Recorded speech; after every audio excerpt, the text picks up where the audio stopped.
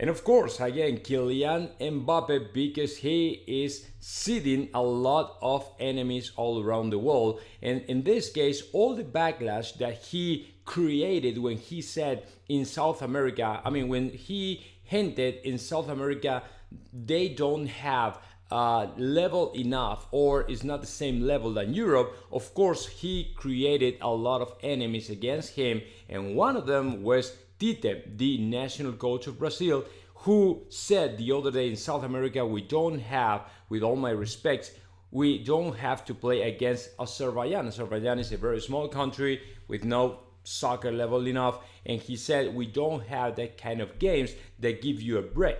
The eliminatories here have a much higher level of difficulty than the group stage in Europe. So basically, he said when you have to play against Brazil, Argentina, Uruguay, Chile, those are super strong and powerful countries or national teams. So it is not the same when you have to face off countries like Azerbaijan, Ukraine, or things like that, right? Because those kind of games are kind of easier for the national teams, and when Mbappe, France, or Spain, or UK has have to face off these kind of countries, these kind of national teams, it is way easier for them to face them off and go ahead and pass to the next eliminatory and things like that. So Tite was kind of replying back to Kylian Mbappe in order for him to hint, okay, he should shut his mouth and say, hey, why don't you think twice before to say anything, right? And I agree with that. I mean, I don't know